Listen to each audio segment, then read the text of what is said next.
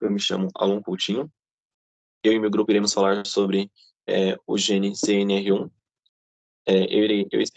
Especificamente irei falar sobre a estrutura do gene. Em seguida, o Wilson Gabriel Prata Souza vai falar sobre a regulação da expressão do gene, sobre expressão em função da proteína. Quem irá falar sobre isso é o Gabriel Queiroz Santos. Logo em seguida, também sobre o polimorfismo do gene, a Maria Fernando Ceni. Quem irá dissertar sobre a técnica de investigação é o Roberto Donizete Nobre Júnior. E encerrando o nosso trabalho, o Diego de França Gonçalves e o Lucas Maier irá falar sobre o artigo. Então, a descrição do nosso gene se dá por ser um canabinoide. Então, canabinoides são ingredientes psicoativos da maconha, principalmente o THC, bem como análogos sintéticos. A pesquisa foi feita pela clonagem do receptor de canabinoide no cérebro do rato, assim como o isolamento de uma parte do DNA que codifica um receptor de canabinoide do tronco do cérebro humano. A sequência de aminoácidos deduzida codificava uma proteína de 472 resíduos que compartilhava 97,3% de identidade com o receptor de canabinoide do rato. Eles forneceram evidências da existência de um receptor de canabinoide idêntico expresso no testículo humano. Então, o nome oficial é receptor de canabinoide 1, a abreviação dele se dá em CNR1. O nome alternativo, que são nossos sinônimos, é receptor CB1 ou CB1R, e o número OM dele é 114610. A localização cromossômica se dá pelo sexto cromossomo, pelo cromossomo do número 6 no braço longo, na primeira região. Na quinta banda, não existe uma subbanda, e o sentido da fita é uma fita reversa. Então, na imagem superior, a gente vê a localização genômica. Esses retângulos em vermelhos na imagem, a gente consegue ter um direcionamento, uma orientação da localização do genoma. E na imagem inferior, a gente fala sobre o genoma vizinhos. Então, os traços orientados para o lado direito serão transcritos no sentido da fita contínua. Já nos orientados para o lado esquerdo, será feita pela transcrição da fita transversa. Agora aqui a gente mostra um pouco mais de especificidade desses genomas vizinhos. Cada um, obviamente, tem a sua particularidade. E aqui a gente mostra a estrutura promotor. A estrutura promotor ela é importante porque elas nos mostram onde as enzimas vão se ligar para realizar o início do processo de transcrição. E um pouco mais abaixo a gente vê o Tata Box, que é reconhecida pela RNA polimerase, funcionando como sinalizador para iniciar o processo de transcrição. Aqui nessa imagem, a gente vê a ilha CPG, que é o acúmulo de dinucleotídeos citosina e guanina, que serão bem importantes na regulação da expressão gênica, já que, quando elas são mutiladas, as enzimas que realizam a transcrição do DNA não se reconhecem a transcrição, e não irá acontecer nesses locais. Os nossos exons e introns se dá por 2 exons, que são representados pelos retângulos, tanto do lado esquerdo quanto do lado direito. Apesar de existir 2 exons, apenas um é codificante. Então, o exon do lado esquerdo, que é o retângulo que está parcialmente preenchido, esse é o nosso exon codificante. Em contrapartida, o do lado direito não é codificante. A gente tem apenas um intron, que é representado por essa linha que está fazendo a ligação entre esses 2 retângulos. Existe também a região UTR5, que são essas 2 regiões mostradas na imagem, tanto a parte de cima, tanto a parte de baixo, e também há a região UTR 3 linhas, que, como vocês podem ver, é um pouquinho maior. E há uma região de sequência conservada de introns, que é representada pelo dinucleotídeo GT e AG. Então, o GT é bem no comecinho da sequência e o AG no final dela. E aí ela é importante para o reconhecimento da região histrônica para a enzima que realizam a transcrição do DNA. Aqui a gente vê agora nossos genes homólogos, se dá por 208 autólogos e 18 parálogos. Então, são genes resultantes do processo de especialização que mantém a funcionalidade do gene ancestral. Em seguida, nessa imagem abaixo, a gente vê a nossa árvore filogenética, a representação dela. Então, essas setas cinzas que está praticamente no meio da imagem, ela nos representa representa o gene condensado em seu genoma. Se a gente for um pouquinho mais à direita, a gente vê umas barrinhas com uma cor verde escura, que representa a sequência do gene que foram altamente conservadas. Já, tanto do lado esquerdo quanto do lado direito, nas partes também inferiores, a gente vê bastante umas colunas de verde claro e branca, que representam sequências que foram pouco condensadas. E nessa coluna roseada, né, o mais próximo de vermelho, nos representa a maior dissecção evolutiva. Já a parte azulzinha, que está na parte superior, ela nos representa o menor grau de dissecção evolutiva. Wilson, eu vou falar sobre a expressão e regulação do gene CNR1. Primeiramente, eu gostaria de introduzir o tema falando um pouco sobre expressão e regulação de uma maneira mais superficial. A expressão de um gene pode ser regulada por meio de diferentes formas, como, por exemplo, pelos microRNAs. E o gene pode ser expresso de diferentes formas, como, por exemplo, por meio de seus transcritos, e em diferentes tecidos e em diferentes condições fisiológicas. Aqui nós temos uma tabela com os transcritos do gene CNR1. São um total de 7 transcritos, todos eles codificadores de proteínas. E aqui tem um texto mais detalhado falando sobre as características de cada um dos transcritos, como, por exemplo, o número de pares de base, o número de exons, e quantos desses exons são codificantes para formar uma proteína. Também tem algumas tags, que são etiquetas que ajudam a detalhar melhor o transcrito, como, por exemplo, o Example Canonical, que mostra que o transcrito CNR1203, dentre todos os outros transcritos do gene CNR1, é o que é mais estudado, tem maior estado de conservação, vai ter a maior sequência e é o que está mais presente em amostras. Aqui nós temos a função dos transcritos. Todos eles vão executar a mesma função de transportadores de sinais associados à proteína G. Eles vão atuar como os receptores das células, ou seja, eles vão estar na membrana plasmática, vão receber o sinal extracelular, e isso vai fazer com que a proteína G associada a eles gere uma resposta celular. Aqui nós temos a expressão da proteína sintetizada a partir do gene CNR1 em células. E através do gráfico é possível observar que a maior parte das células que vão apresentar essa proteína são células neuronais. E aqui nesse caso temos a expressão em tecidos dessa proteína. E seguindo o modelo do outro gráfico, a maior parte da expressão vai estar associada a tecido do sistema nervoso, ou melhor, tecido neuronal. Como, por exemplo, o cérebro fetal, lobo frontal, área 46, hipocampo e cerebelo. E aqui nós temos a expressão do gene em tecidos. Note que a expressão do gene, não da proteína, sintetizada a partir do gene. E o gene vai estar presente majoritariamente em tecido adiposo e em tecido conectivo. Por que tecido conectivo? Porque aqui o maior pico do gráfico vai estar associado a fibroblastos cultivados em meio de cultura. Só que os fibroblastos são a principal célula do sistema conjuntivo. Logo, o gene vai apresentar uma expressão maior em tecido, vai estar mais presente em tecido conjuntivo. E aqui nós temos algumas das patologias associadas com o fato do tecido adiposo ser um dos quais o gene mais aparece. O mau funcionamento do gene CNR1 pode estar associado com o surgimento de doenças como obesidade, esteatose hepática e dislipidemia, que são doenças que são associadas com o mau funcionamento do tecido adiposo. E aqui nós temos a expressão do gene em tecidos embrionários, onde o gene vai estar mais expresso em tecido intestinal, estomacal e também cardíaco. E doenças ou perturbações associadas ao gene, como, por exemplo, problemas na diferenciação de células-tronco, glioblastomas e cânceres de tecido conjuntivo. E aqui os cânceres mais comuns associados ao gene, onde a maioria deles vão ser cânceres relacionados ao sistema nervoso, ao cérebro, ao cerebelo e glândulas também do sistema nervoso central. E também, bem interessante, nós temos linfoma folicular, que não vai estar associado com o sistema nervoso, obviamente. E aqui nós temos a regulação por microRNAs. Primeiramente, o que é um microRNA? É um RNA não codificante. Eles reconhecem o gene e regulam a tradução desse gene, podendo atuar como silenciadores pós-traducionais do gene. Ou seja, eles se conectam ao gene e podem determinar o que vai ser sintetizado de proteína ou não pelos ribossomos, por meio dessa ligação com o gene. Eu escolhi um dentre os 312 microRNAs que são compatíveis com o gene CNR1, que é o microRNA HSA-LET7XF23P, que é o com target score mais alto dentre todos da tabela.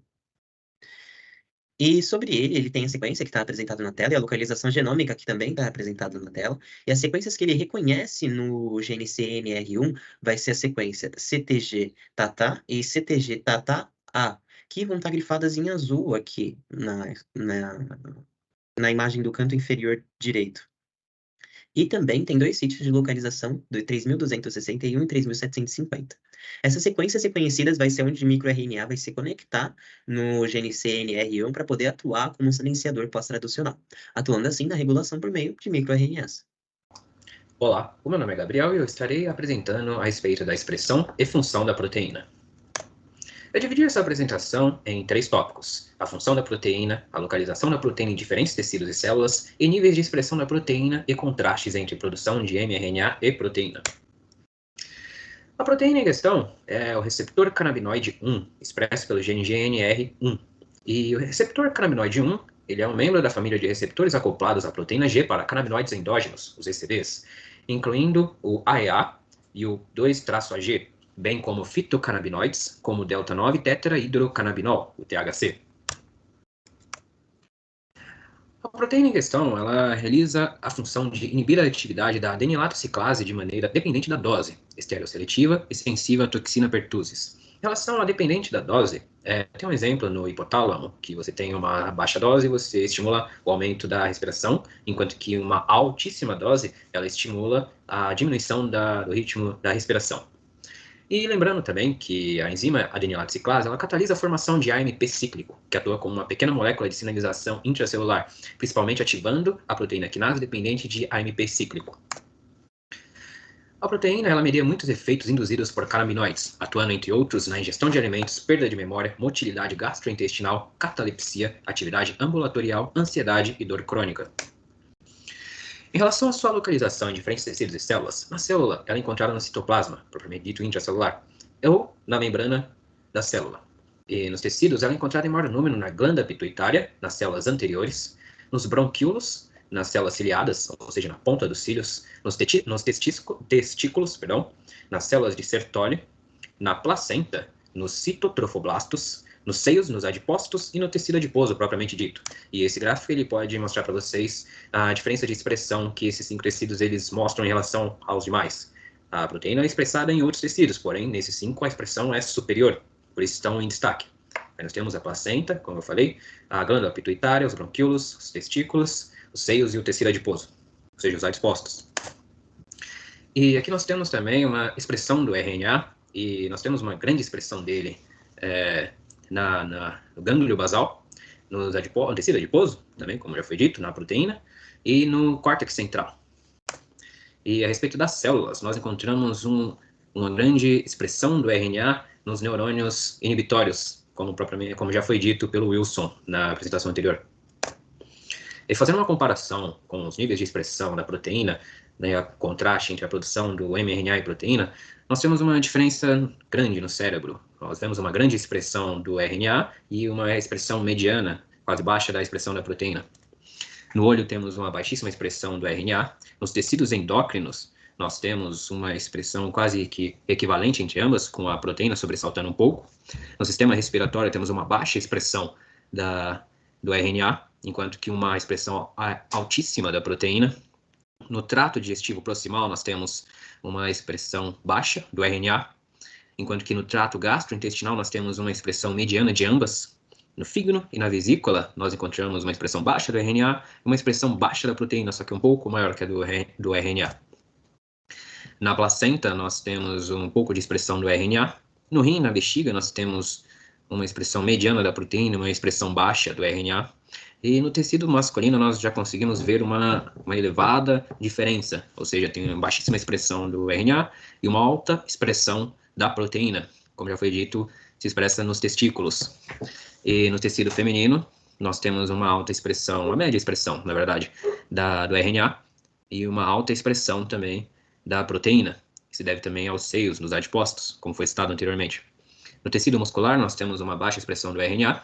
No tecido conjuntivo, devido ao tecido adiposo, ou seja, a presença dessa proteína nos adipócitos, nós temos uma expressão altíssima em ambos, tanto do RNA quanto da proteína.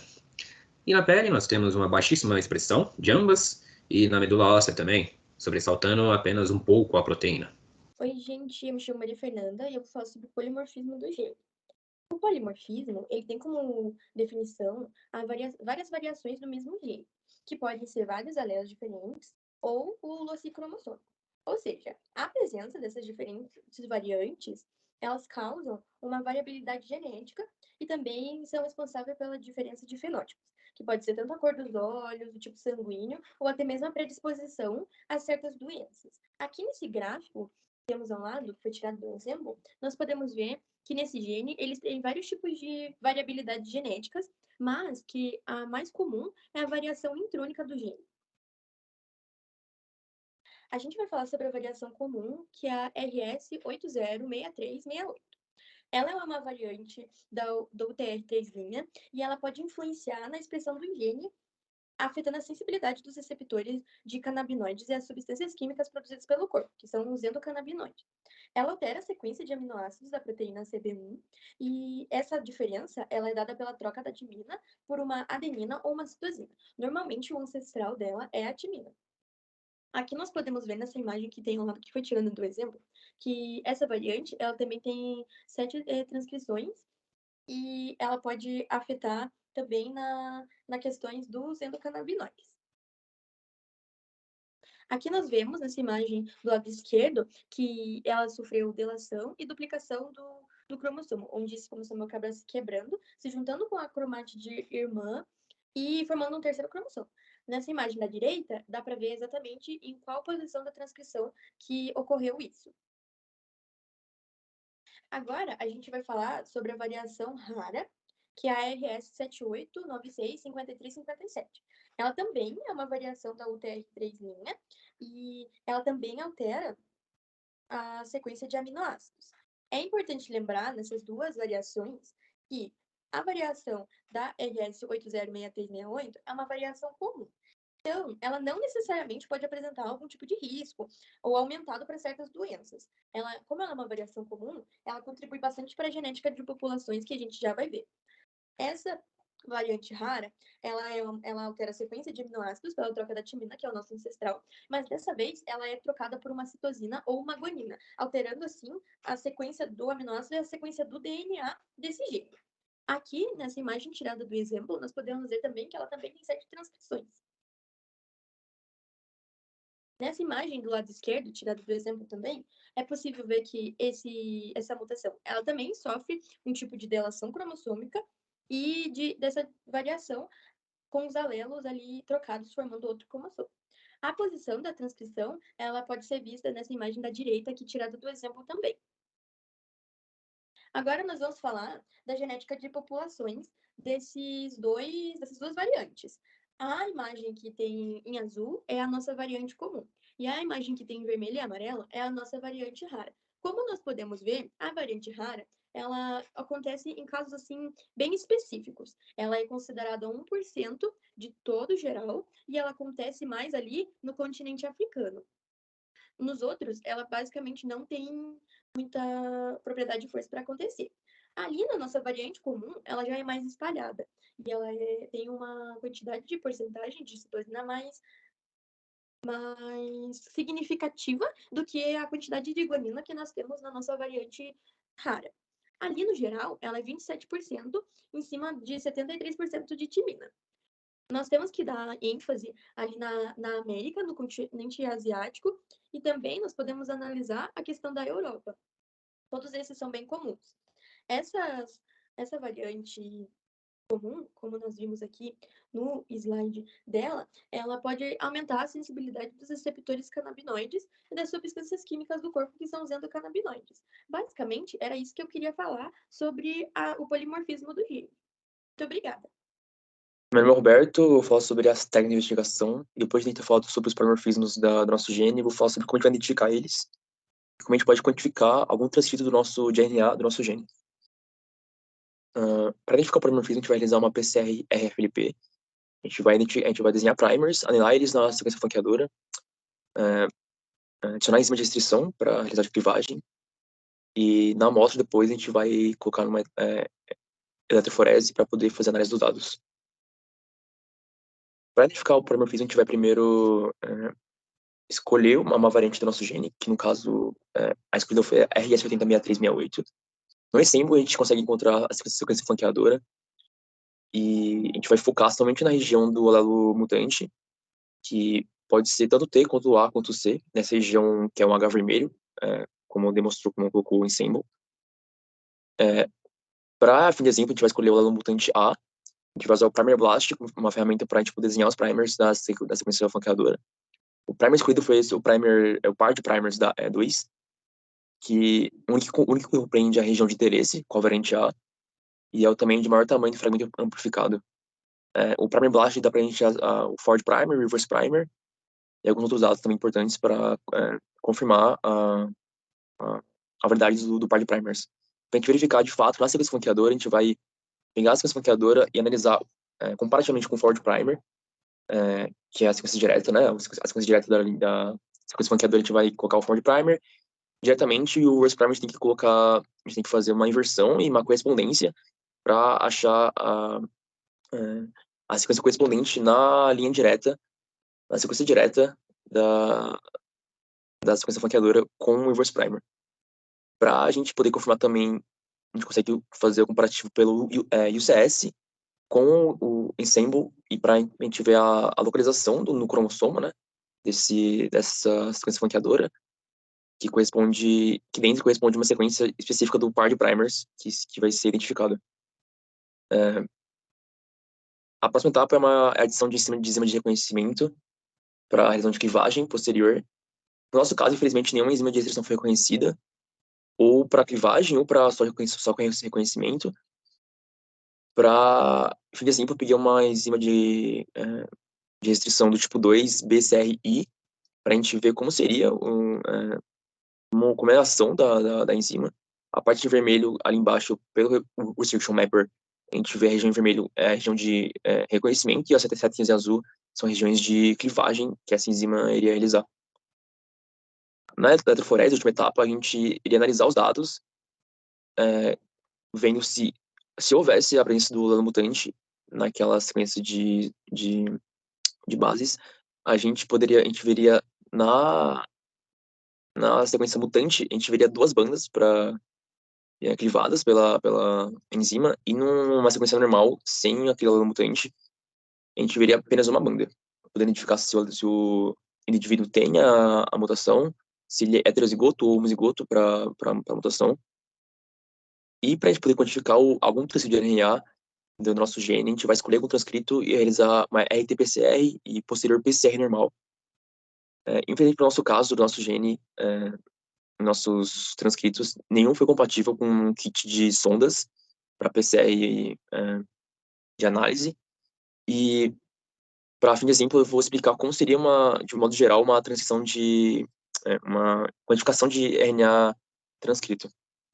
Primeiro, a gente faria uma transição reversa do RNA mensageiro, usando ele como molde, e a adição de primer oligo-DT que seria onde a transcriptase reversa iria se ligar para formar o DNA complementar. Uma posterior desestruturação do RNA mensageiro para poder ter a ação da DNA polimerase e formar a dupla fila de DNA complementar. Posteriormente, a gente ia fazer uma PCR normal, que basicamente é realizar ciclos de amplificação da quantidade de fitas nessa amostra. A gente poder analisar os dados biológicos traduzidos em dados digitais analisáveis e quantificáveis, né, para poder quantificar exatamente quanto RNA mensageiro foi transcrito nessa amostra. E basicamente é isso. Obrigado. Olá, pessoal. Eu sou o Lucas e irei conversar com vocês sobre o artigo do GNC-NR1 e o risco da síndrome metabólica em pacientes com esquizofrenia. Ele foi publicado no Journal of Clinical Psychopharmacology em 2013 e esses são seus autores. Bom, esse artigo evidencia que a prevalência da síndrome metabólica em pacientes com esquizofrenia é significativamente maior em comparação com a população em geral.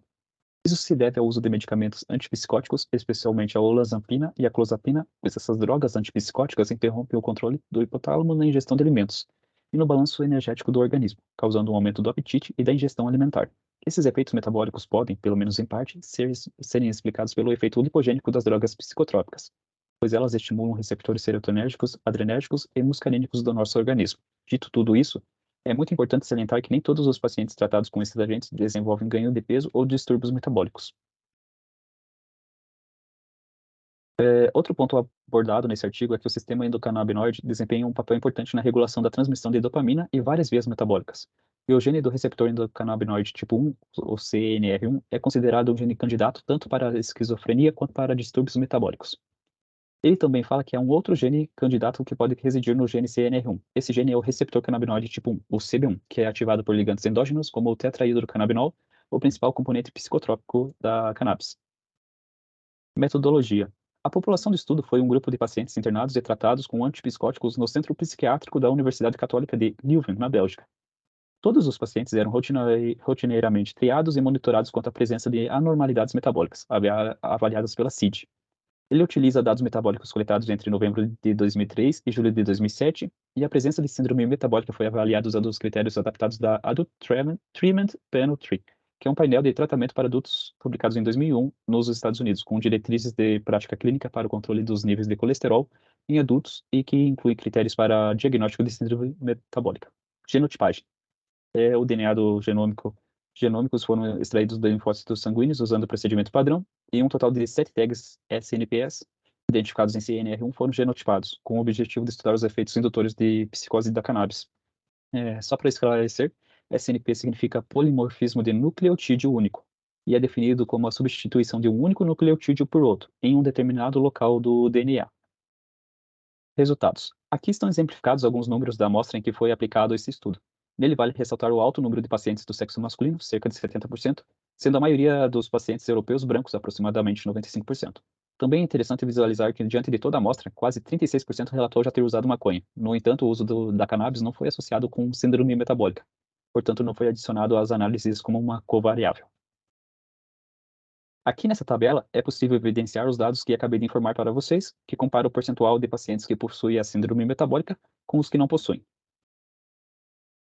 Esta segunda tabela, disponibilizada no artigo, compara os tags de SNPS individualmente, mostrando que os alelos menores estão associados de forma significativa ao menor risco de síndrome metabólica.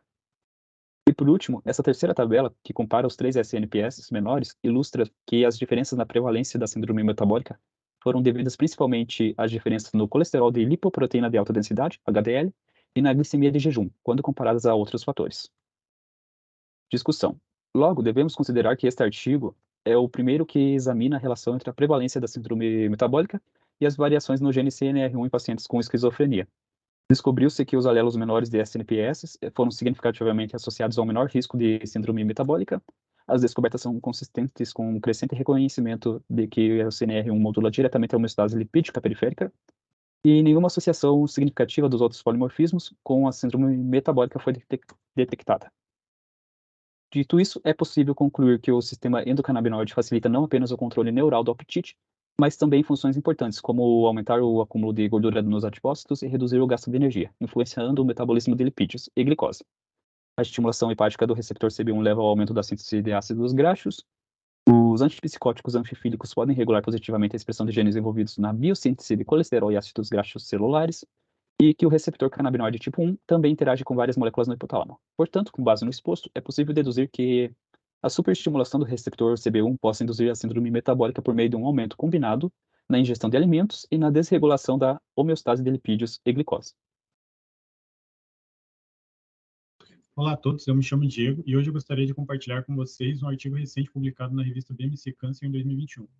O título do artigo é CNR1 pode reverter a resistência à progesterona do câncer e de endométrio através da via RQ. Esse artigo ele apresenta descobertas importantes sobre o papel do receptor de canabinoide tipo CNR1 na reversão da resistência à progesterona em câncer de endométrio e pode abrir caminho para novas estratégias terapêuticas no tratamento dessa doença. O câncer de endométrio é um dos tipos mais comuns de câncer ginecológico e o tratamento padrão envolve cirurgia, radioterapia e quimioterapia. A progesterona é um hormônio importante no tratamento do câncer de endométrio, pois pode diminuir a proliferação celular e induzir apoptose nas células cancerosas. Infelizmente, a resistência à progesterona é um grande obstáculo para o tratamento eficaz do câncer de endométrio, tornando importante pesquisas de novas estratégias terapêuticas. É aqui que o CNR1 entra em cena. Uma vez foi descoberto que a ativação desse receptor pode reverter a resistência à progesterona em células de câncer de endométrio. Sobre a metodologia. Primeiro, a expressão do CNR1 foi analisada em amostras de tecido tumoral e normal de pacientes com câncer de endométrio. Em seguida, células resistentes à progesterona foram estabelecidas e usados para investigar o papel do CNR1 na proliferação celular, migração e sensibilidade à progesterona. Também foi realizado um experimento de formação de tumor subcutâneo em camundongos nus para avaliar o efeito da inibição do CNR1 no crescimento tumoral. A expressão de genes relacionada à resistência à progesterona e a via de sinalização RQ foi avaliada em células resistentes à progesterona após a inibição do CNR1. As análises estatísticas foram realizadas para avaliar a correlação entre a expressão do CNR1 e a sobrevida dos pacientes com câncer de endométrio. Em suma, a metodologia inclui análise de expressão gênica, ensaios celulares in vitro, em vivo e análise estatística. Sobre os resultados. A expressão do CNR1 foi significativamente menor em células resistentes à progesterona do que em células sensíveis à progesterona. No entanto, a ativação do CNR1 com um agonista canabinoide reverteu a resistência à progesterona em células resistentes. Isso sugere que a baixa expressão do CNR1 pode ser responsável pela resistência à progesterona nas células de câncer de endométrio. Além de reverter a resistência à progesterona, a ativação do CNR1 inibiu a proliferação celular e induziu apoptose nas células resistentes. Esses efeitos foram associados à via de sinal. Sobre os resultados. Essa imagem foi tirada do artigo, a imagem número 4, mostra os resultados dos experimentos de formação de tumor subcutâneo em camundongos nus. Os camundongos foram divididos em 2 grupos. Um grupo foi injetado CNR1 nocauteado e no outro grupo foi injetado CNR1 de controle. As células foram injetadas subcutaneamente no flanco dos camundongos e o volume do tumor foi medido ao longo do tempo. O resultado mostra que o volume do tumor do grupo de CNR1 nocauteado foi menor do que o grupo do CNR1 de controle. E a tendência do crescimento do tumor no CNR1 nocauteado foi mais lenta. Isso indica que a eliminação do CNR1 pode inibir a formação do crescimento de tumor em camundongos e sugere que o CNR1 desempenha um papel importante na proliferação de células resistentes à progesterona no câncer de endométrio.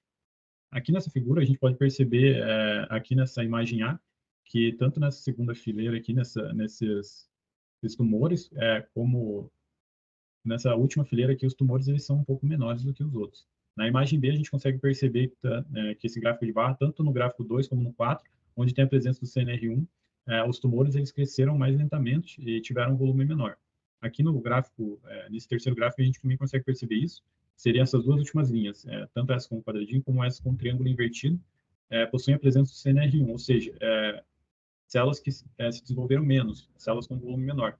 E aqui no gráfico D, a gente consegue perceber, tanto nessa primeira linha como nessa última linha, a diferença em células com a presença de CNR1, seriam essa última linha aqui, que são células mais estáveis do que essa primeira, onde células mais alaranjadas, ou seja, células com a presença de tumor. Sobre a discussão. O estudo revelou que o CNR1 pode reverter a resistência à progesterona em células de câncer de endométrio por meio da via RQ, e apesar desses resultados serem promissores, precisa de mais estudos para validar essas descobertas e traduzi-las na prática clínica. A conclusão. O artigo sugere que o receptor de canabinoide 1 pode desempenhar um papel importante na reversão à resistência à progesterona, como já foi dito, e de acordo com o artigo, a ativação do CNR1 por canabinoides ou por um agonista sintético pode melhorar a sensibilidade ao hormônio, o que pode ajudar no tratamento. Olá, meu nome é Alon. Então, explicando um pouco sobre a estrutura do gene, a gente vai ter um nome oficial dele, que é o receptor canabinoide 1, ou a abreviação que é o CNR1. Existe também aqui a localização dele, então CQ15 é a nossa localização cromossômica. E caso a gente queira saber mais sobre o próprio gene, sobre estar ligado a doenças hereditárias, a gente tem um número ON dele, que é esse 114610. Olá, sou o Wilson e vou mostrar um pouco da regulação da expressão no banner do nosso grupo. Aqui nós temos alguns dados sobre a expressão em diferentes tecidos do gene CNR1, dos tecidos em que ele mais aparece, e também temos a expressão do gene CNR1 em tipos celulares diversos, aqui no segundo gráfico, no canto inferior esquerdo. Ao lado, nós temos a regulação por microRNAs, que segue uma definição rápida do que os microRNAs conseguem fazer, e uma descrição do microRNA HSA-LET 7F23P. E também sobre as sequências na qual ele se conecta com o gene CNR1 e um quadro geral de dados dele, tanto da versão precursora quanto da versão madura dele. Todos eles seguem com as fontes, o Gene Visible, o GTX Portal e o MiRDB. Olá, meu nome é Gabriel e eu vou estar apresentando sobre a expressão e função da proteína em questão, no caso o receptor canabinoide 1, que é expressa pelo gene CNR1 e ela faz a inibição da atividade da enzima adenilate ciclase. E aí, por conseguinte, ela atua na mediação da sinalização celular. Vale ressaltar também que essa proteína é membro da família de receptores acoplados à proteína de ligação nucleotidoguanina, a proteína G. E ela tem uma elevada expressão, principalmente no tecido adiposo e entre outros tecidos que nós iremos falar ao longo desse trabalho. Sou a Maria Fernanda e eu vou apresentar sobre o polimorfismo do gene no nosso banho. O polimorfismo, ele é basicamente variações que um gene pode ter para realizar diferenciações fenotípicas. O nosso gene, ele é o CRN1, e ele tem variações, a maior parte das variações dele são variações de caráter intrônico, de UTR3' e de UTR5'.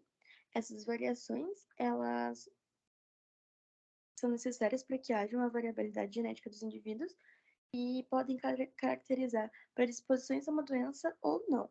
No estudo que nós fizemos, nós podemos analisar que o meio também tem muita influência na questão da variabilidade genética e da presença dessa doença ou não, além dos fatores do polimorfismo, e também pode ser analisado como essa pessoa pode agir de maneiras diferentes, dado ao local da população e suas culturas e costumes em que ela está inserida. Era isso que eu queria falar. Muito obrigada. Bom, vamos testar a investigação. A variante canórica é regida também a TN8. Para indicar o polimorfismo, a gente realizou uma PCR-FLP. O número de primers, a adição de clivagem, pela adição de enzima de clivagem, para que reconhece que cliva na região de interesse, no caso da nossa válvula mutante A, nossa variante polimórfica, que é colocado em eletroforese para duplicação de bandas, inicial, não duas bandas ou uma banda só. E para quantificar o transcrito de RNA da nossa escolha, a gente realiza uma RT-PCR, que é a ação da transcriptase reversa seria da DNA polimerase para formação de profitas de DNA complementar. E a gente fez uma página PCR normal para quantificar esse DNA, depois para conseguir quantificar a amostra de fato pela emissão de fluorescência.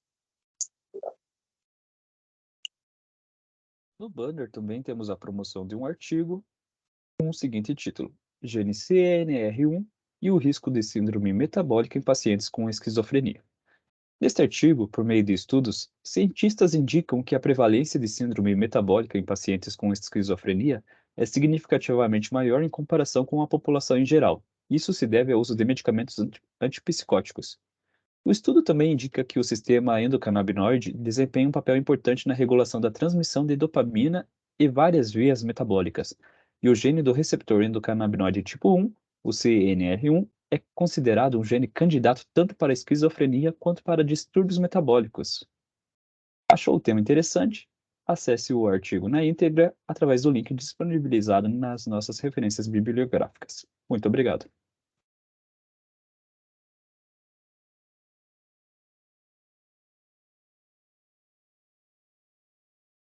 O resumo do artigo CNR1 pode reverter a resistência à progesterona do câncer de endométrio através da via RQ. O artigo investiga o papel do CNR1 na resistência à progesterona do câncer de endométrio, e os resultados mostram que o CNR1 está intimamente relacionado à resistência da progesterona e à progressão do câncer de endométrio. A eliminação do CNR1 diminui a atividade proliferativa e a capacidade de migração das células resistentes à progesterona, aumentando a sensibilidade da progesterona. A via RQ foi identificada como a principal regulada pelo CNR1 na resistência à progesterona. Os achados sugerem que a eliminação do CNR1 pode ser uma estratégia promissora para superar a resistência à progesterona no câncer de endométrio e que a via RQ pode ser um alvo potencial para essa abordagem terapêutica.